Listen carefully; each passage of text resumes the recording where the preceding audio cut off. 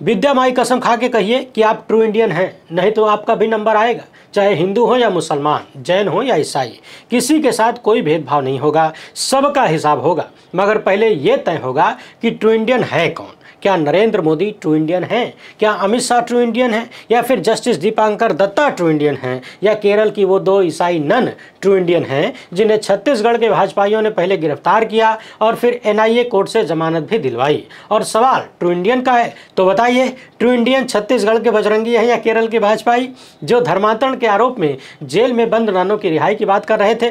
मामला पेचीदा है और मिलाड तो खुद ट्रू इंडियन की परिभाषा पर खरे नहीं उतरते हैं, क्योंकि मिलाड ट्रू इंडियन होते तो अपना काम करते, नेता प्रतिपक्ष को धमकाते नहीं।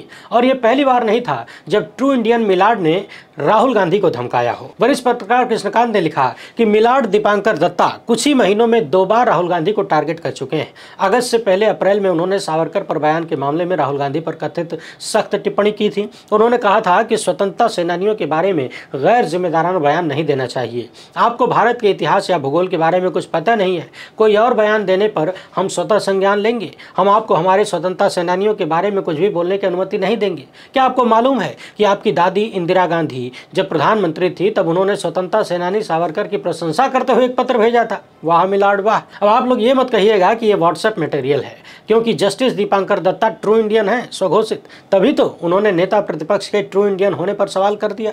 मगर केरल के भाजपाई ट्रू इंडियन की थीसिस को घोल के पी गए हैं, वो भी गट्टा मार के। वो जज साहब के इस थीसिस की अलहुआ परवाह नहीं करते रहिए ट्रू इंडियन, तभी तो वे ईसाई वोटों के लिए कुछ भी यानी सब कुछ करने को तैयार है जो केरल में उनकी इज्जत बचा ले। इसलिए कहा जा रहा है कि छत्तीसगढ़ में 2 ईसाई ननों की गिरफ्तारी ने बीजेपी के दोहरेपन को जगजाहिर कर दिया। एक बार फिर से 2 ननों के खिलाफ बजरंगियों ने शिकायत की, भाजपाइयों की सरकार ने गिरफ्तार किया और जब जमानत मिली तो केरल के भाजपाई उन्हें रिसीव करने पहुंच गए। ये दोहरेपन की पराकाष्ठा है। मगर सवाल यह है कि भाजपाई शासन वाले राज्यों में आए दिन इन्हीं के अपनी विचारधारा के लोग ईसाइयों पर हमले करते हैं, उनको मारते पीटते हैं। और अब केरल में ईसाइयों के तलवे क्यों चाटने लगे? मणिपुर में चर्चों को तबाह करने के बाद, देश भर में लगातार बढ़ते हमलों के बावजूद केरल के भाजपाई क्यों अपनी ही डबल इंजन सरकार के फैसले के खिलाफ खड़े हो गए?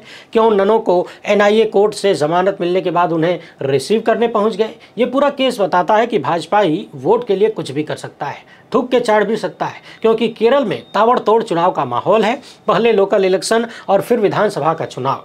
25 जुलाई 2025 को छत्तीसगढ़ की पुलिस ने बजरंगियों की शिकायत पर केरल की 2 कैथोलिक ननों वंदना फ्रांसिस और प्रीता मैरी को जबरन धर्मांतरण कराने और मानव तस्करी के आरोप में गिरफ्तार किया था। और यह खबर केरल में बम की तरह फटी। वो केरल जहां हिंदू, मुसलमान और ईसाई सदियों से साथ रह रहे हैं, जहां की धार्मिक विविधता पूरे देश के मुकाबले अलग रही है, उस केरल में ननों की गिरफ्तारी ने भूचाल ला दिया। सत्तारूढ़ पार्टी एलडीएफ, विपक्षी यूडीएफ और सत्ता से कोसों दूर बीजेपी सब एक साथ हरकत में आ गए, क्योंकि मामला चर्च का था। याद रखिएगा, ये वही भाजपा है जिसके डबल इंजन में मणिपुर में चर्च तबाह हो गए। तो छत्तीसगढ़ में गिरफ्तार ननों को छुड़ाने के लिए तीनों गठबंधनों ने अपने अपने नेताओं को लगा दिया। अलग अलग प्रतिनिधिमंडल भेजा गया, जैसे कि कोई रेस लगी हो, होड़ लगी हो। केरल बीजेपी के नेता राजीव चंद्रशेखर खुद छत्तीसगढ़ पहुंचे। कांग्रेस नेता राहुल गांधी और केरल से ताल्लुक रखने वाले केसी वेणुगोपाल ने सोशल मीडिया पर मोर्चा खोल दिया। भाजपाई बैकफुट पर चले गए। लगा कि पिछले 5 साल की मेहनत पर पानी फिर जाएगा, मुसलमानों के खिलाफ नफरत की खेती डूब जाएगी। और वक्फ कानून के बाद केरल में भाजपा को लेकर 2 फाड़ हुए। कैथोलिक ईसाई में एकजुटता हो गई। गवार ने लिखा कि 2 ननों की जमानत पर रिहाई के बाद केरल के चर्चों और पादरियों में महामानव को थैंक यू बोलने की होड़ लग गई है। सवाल यह है कि ये जमानत किसकी जीत थी? क्या ये कैथोलिक ईसाइयों की ताकत थी या वोट के लिए सियासी दलों की मजबूरी? और सबसे बड़ा सवाल ये कि जब महामानव की सत्ता ही बार बार अल्पसंख्यकों को निशाना बनाती है, तो केरल के चर्च और पादरी उस पर भरोसा कैसे कर सकते हैं? क्या उन्हें मुसलमानों के साथ जो जुल्म हो रहा है वो नहीं दिखता, और खुद के साथ जो हो रहा है वो भी नहीं दिखता? लोग कहने लगे हैं कि भेड़िए के बिछाए जाल में कैसे फंस सकते हो भाई। और ऐसा तभी होता है जब आदमी ट्रू इंडियन की परिभाषा भूल जाता है। याद रखिएगा, केरल में हिंदू और मुस्लिम समुदाय के बाद कैथोलिक ईसाइयों की संख्या सबसे ज्यादा है। मतलब केरल की जनसंख्या में उनकी हिस्सेदारी 18 से 20% की है। और इसी के दम पर वो सेंट्रल ट्रावनकोर और मालाबार जैसे इलाकों में जबरदस्त ताकत रखते हैं। उनका वोट किसी भी सत्ता को हिला सकता है। यानी शिक्षा में, स्वास्थ्य में, सामाजिक कार्यों में कैथोलिक चर्च का दबदबा बरकरार है। और छत्तीसगढ़ में ननों की गिरफ्तारी से यह साबित भी हो गया कि दबदबा था, दबदबा है और आने वाले चुनाव में भी दबदबा रहेगा। लेकिन यह दबदबा सिर्फ स्कूलों और अस्पतालों तक नहीं है, बल्कि वोटों की गिनती में भी दिखता है। सेंट्रल ट्रावनकोर की 21 विधानसभा सीटों में से ज्यादातर पर पर कैथोलिक वोट निर्णायक है। फिर भी पिछले कुछ सालों में कैथोलिक ईसाई समुदाय हाशिए पर जाता दिखा, क्योंकि केरल में कैथोलिक ईसाई समुदाय को कांग्रेस का वोटर माना जाता है। कभी इस बात की गारंटी ली जाती थी कि चर्च का वोट यूडीएफ को ही जाएगा, मगर ओमान चांडी और केरल कांग्रेस के एम मणि की मौत के बाद चर्च के वोटों पर यूडीएफ की पकड़ कमजोर बताई गई और ये महामानव के लिए आपदा में अवसर हो गया। उससे पहले सीपीआईएम के नेतृत्व वाले एलडीएफ ने इस मौके को लपका। साल 2020 के चुनाव में पिनरई विजयन ने केरल कांग्रेस एम के साथ गठजोड़ किया। वजह यह थी कि केरल कांग्रेस एम के पास चर्च का सपोर्ट था। ये पार्टी चर्च से जुड़ी रही है। एक छोटा सा गठबंधन करके लेफ्ट ने कांग्रेस की अगुवाई वाले यूडीएफ के वोटों में सेंध लगा दी। सेंट्रल ट्रावणकोर की कई सीटों पर इस गठबंधन को जीत मिली। नतीजा, पिछले विधानसभा चुनाव में पिनरई विजयन को धमाकेदार विजय मिली। केरल का सियासी इतिहास टूट गया। लेफ्ट ने लगातार दूसरी बार सरकार बनाई और एलडीएफ न सिर्फ सत्ता में लौटी, बल्कि कैथोलिक बहुल सीटों पर उसने यूडीएफ को धूल भी चटाई। इससे समझ लीजिए कि केरल की सत्ता में आने के लिए ईसाई वोट क्यों जरूरी है। मगर लेफ्ट की जीत के बाद भी चर्च चुप नहीं रहा। दिग्गज नेताओं की मौत के बाद उसने पिनरई विजयन की सरकार को किसानों की बदहाली और जंगली जानवरों के हमलों पर घेरा। सवाल यह है कि क्या कैथोलिक समुदाय अब भी यूडीएफ का वफादार है या एलडीएफ ने उसका भरोसा जीत लिया है। और बीजेपी जो केरल की सत्ता का सपना देख रही है, इस खेल में कहां फिट होती है। दरअसल वक्फ कानून के बाद केरल में चर्च की राजनीति दो फाड़ हो गई। कुछ लोग मोदी का नाम जपने लगे और कुछ सतर्क हो गए, मगर मुसलमानों के खिलाफ नफरत बढ़ी है। केरल के मीडिया चैनलों पर उसी तरह जहर उगला जाता है जैसे गोदी मीडिया के चैनलों पर मुसलमानों के खिलाफ। और केरल में भाजपाइयों को समझ आ गया है कि बिना जनता का विश्वास जीते काम बनेगा नहीं। तो 2023 में महामानव ने दिल्ली के सेक्रेड हार्ट कैथेड्रल चर्च का दौरा किया और कोच्चि में चर्च के टॉप पादरियों से मुलाकात की। और ये मुलाकात तब हुई जब चर्च को पता था कि पूरे देश में अल्पसंख्यकों पर हमले हो रहे हैं। मुसलमानों से लेकर जैनियों तक को निशाना बनाया जा रहा है। फिर भी चर्च को महामानव से मुलाकात में मजा आया। चर्च के नेता मोदी की तारीफ करने लगे। फिर लव जिहाद और नारकोटिक जिहाद जैसे मुद्दों ने बीजेपी और कैथोलिक समुदाय के बीच एक अघोषित गठजोड़ बना दिया। कई मलयालम ऑनलाइन चैनलों ने मुसलमानों के खिलाफ नफरत को हवा दी और इन चैनलों के मालिक ईसाई समुदाय के हैं। उन्हें चर्च से सपोर्ट था कहा जाता है। केरल के टॉप पादरियों ने भी नफरत की इस आग में जमकर घी डाला। मगर जब मणिपुर में चर्च जलाए जाने लगे, हिंसा भड़कने लगी, तो चर्च की नींद टूटी। द वायर की रिपोर्ट है कि मणिपुर में 2023 से भड़की हिंसा में 300 से ज्यादा चर्च जलाए गए और इसका असर केरल में भी देखने को मिला। और अब केरल विधानसभा चुनाव से पहले छत्तीसगढ़ में ननों की गिरफ्तारी ने महामानव के किए कराए पर पानी फेर दिया है। इसलिए केरल बीजेपी के चीफ राजीव चंद्रशेखर दौड़े दौड़े दुर्ग पहुंचे थे। सवाल यह है कि केरल के ईसाई क्या बीजेपी पर भरोसा कर पाएंगे, जबकि सच्चाई यह है कि देश भर में मुसलमानों की तरह ही उन पर बजरंगियों के हमले हो रहे हैं। द वायर ने religious liberty commission of the evangelical fellowship of India के हवाले से लिखा कि जनवरी से जुलाई 2025 तक भारत में ईसाइयों के खिलाफ 334 हमले हुए हैं और इन हमलों को कमीशन ने वेरीफाई किया है। और इनमें से ज़्यादातर हमले बीजेपी के डबल इंजन वाले राज्य में हुए हैं। और बुलडोजर बाबा का उत्तर प्रदेश टॉप पर है, जहां सबसे ज़्यादा 95 हमले हुए। इसके बाद छत्तीसगढ़ का नंबर है, जहां 86 हमले हुए। छत्तीसगढ़ में ही 13 मामलों में ईसाई परिवारों को अपने मृतकों को दफनाने से रोका गया। भिलाई में 6 पादरियों को जेल में लाठियों से पीटा गया, लेकिन न तो हमलावरों पर और न ही जेल अधिकारियों पर कोई कार्रवाई हुई। सवाल यह है कि जब बीजेपी के ही डबल इंजनों में इस कदर ईसाइयों पर हमले हो रहे हैं, तो केरल के ईसाई क्या खा के बैठे हैं जो भरोसा कर लेंगे, जो वे सच्चाई को देख नहीं पाएंगे? क्या वो ट्रू इंडियन नहीं है क्या? छत्तीसगढ़ में 2 कैथोलिक ननों की गिरफ्तारी कोई अकेली घटना नहीं है। हिंदी क्षेत्र में ईसाई मिशनरियों को पहले भी टारगेट किया गया है, लेकिन इस बार मामला गंभीर है। इसलिए गंभीर था क्योंकि निशाने पर सीरियन कैथोलिक नन थी, जो केरल में दबदबे वाले ईसाई समुदाय से हैं।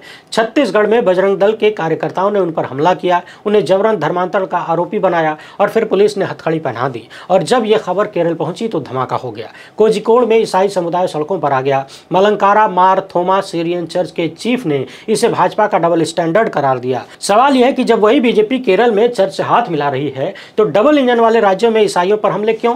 क्या यह सिस्टम का सुनियोजित खेल है जो एक समुदाय को डराने और दबाने की कोशिश कर रहा है? रिलीजियस लिबर्टी कमीशन ने अपनी रिपोर्ट में साफ कहा है कि ईसाइयों पर हमले सुनियोजित हैं। उनकी प्रार्थना सभाओं को टारगेट करना, मुर्दों को दफनाने न देना, धर्मांतरण विरोधी कानूनों का दुरुपयोग, ये सब डबल इंजन वाले राज्य में एक पैटर्न है। और छत्तीसगढ़ के डिप्टी सीएम बार बार चर्च पर जबरन धर्मांतरण का आरोप लगाते हैं। बीजेपी नेताओं का विधानसभा में दिया बयान है कि गरीबों को लालच देकर धर्मांतरण कराया जा रहा है, लेकिन सबूतवा कहाँ है? क्या क्या ये आरोप सिर्फ इसलिए लगाए जा रहे हैं क्योंकि ईसाई अल्पसंख्यक हैं? और अगर बीजेपी इतनी ही चिंतित है तो भिलाई में पादरियों को पीटने वालों पर कार्रवाई क्यों नहीं हुई? केरल का सीरियन कैथोलिक समुदाय खुद को केरल का एलीट मानता है, मगर छत्तीसगढ़ की घटना ने एक कड़वी हकीकत सामने ला दी। बीजेपी की वकालत करने वाले कैथोलिक नेता और पादरी अब पछता रहे हैं। द वायर ने लिखा कि एक ईसाई मीडिया मालिक को इस बात का अफसोस है कि उन्होंने बीजेपी की साख बनाने में बहुत मेहनत की, मगर ननों की गिरफ्तारी ने सब बर्बाद कर दिया। और एक ने तो खुलकर कहा कि उसे उम्मीद थी कि ऐसी कार्रवाई खाली दूसरे समुदाय के खिलाफ ही होगी। समझ रहे हैं ना, कौन सा दूसरा समुदाय? इन्हें लग रहा था कि खाली वही निशाने पर आएंगे। शायद ये लोकहित इंडिया का वीडियो नहीं देखते होंगे। हमने कितनी बार बताया कि सबका नंबर आएगा, आज नहीं तो कल, कल नहीं तो परसों। इतनी जल्दी क्या पड़ी है, समय पड़े हैं वर्षों, नंबर आएगा। इन्हें लगा था कि खाली उन्हीं का नंबर चल रहा है, हमारा नहीं आएगा, लेकिन देखिए नंबर आ गया। बीजेपी का इस मामले में दोहरापन सामने आने के बाद केरल की आम ईसाई जनता उन पादरियों और नेताओं को जुडास कह रही है जिन्होंने बीजेपी के एजेंडे पर मुसलमानों के खिलाफ नफरत फैलाई। और ये जुडास इस्करियोट बाइबल का वो कैरेक्टर है जिसने चंद सिक्कों के लिए जीसस को धोखा दिया था। मजेदार यह है कि सालों पहले स्वामी विवेकानंद ने कहा था कि अगर आज यीशु मसीह धरती पर लौटें तो उन्हें भी सिर रखने की जगह नहीं मिलेगी। और केरल में ये बात सच साबित हो रही है, जहां प्रेम के संदेश को कुछ लोग नफरत की आग में बदल रहे हैं। बावजूद इसके कि छत्तीसगढ़ की घटना के बाद केरल के मुस्लिम नेताओं ने कैथोलिक समुदाय के साथ एकजुटता दिखाई। और ये कोई नई बात नहीं है, ये केरल का इतिहास है। मणिपुर हिंसा के दौरान भी मुस्लिम संगठनों ने ईसाइयों का साथ दिया था, मगर कैथोलिक समुदाय के एक वर्ग ने मुस्लिम विरोधी बयानबाजी को बढ़ावा दिया। सवाल यह है कि ईसाई जनता की ये जागरूकता केरल में बीजेपी के एजेंडे को कामयाब होने देगी या गॉड ऑन कंट्री का समाज नफरत का शिकार हो जाएगा। क्योंकि मुनम्बम में वक्फ बोर्ड की जमीन विवाद में बीजेपी ने कैथोलिक समुदाय का साथ दिया, इसलिए चर्च और पादरी बीजेपी की भाषा बोलने लगे। मगर अब ट्रू इंडियन होने का नशा उतर गया है। इधर कांग्रेस के नेतृत्व वाला यूडीएफ अपनी जमीन वापस पाने की जद्दोजहद में लगा है। मई 2025 में राहुल गांधी ने सनी जोसेफ को केरल कांग्रेस की कमान सौंप दी है। सनी जोसेफ का सेंट्रल त्रावणकोर और मालाबार के कैथोलिक समुदाय से गहरा नाता है, मगर यूडीएफ के पास सेंट्रल त्रावणकोर की 21 में से सिर्फ 3 सीटें हैं। सवाल यह है कि सनी जोसेफ कैथोलिक वोटों को वापस कांग्रेस की ओर खींच पाएंगे। और चर्च के सामने सवाल यह है कि वो किसका समर्थन करे। एक तरफ वो अपनी सियासी ताकत को मजबूत करना चाहता है, दूसरी तरफ बीजेपी के साथ गठजोड़ का एजेंडा भी कुछ नेताओं को लुभाता है। लेकिन हिंदुत्ववादी संगठनों की ईसाई विरोधी बयानबाजी और हिंसा के कारण एक बड़ा वर्ग इसके खिलाफ भी है। केरल में कैथोलिक वोटों की ये जंग सिर्फ एक समुदाय की कहानी नहीं है, ये हिंदू मुस्लिम ईसाई सबकी कहानी है। विधानसभा चुनाव से पहले लोकल चुनाव चर्च और कैथोलिक समुदाय के लिए बड़ा इम्तिहान होंगे। क्या कैथोलिक समुदाय बीजेपी के तुष्टीकरण को स्वीकार करेगा या मणिपुर और छत्तीसगढ़ की घटनाओं से सबक लेगा? सवाल यह है कि क्या चर्च अपनी तटस्थता बनाए रखेगा या सियासी दबाव में ट्रू इंडियन साबित होगा? क्योंकि राजनीतिक सत्ता के सामने खड़ा होना, महामानव से सवाल करना, ये ट्रू इंडियन का काम नहीं है। फिलहाल इतना ही। वीडियो पसंद आई हो तो ज़्यादा से ज़्यादा लोगों तक पहुँचाएं। पहली बार है तो चैनल को सब्सक्राइब कर लीजिए। हमसे जुड़ने के लिए बहुत बहुत धन्यवाद। जय हिंद।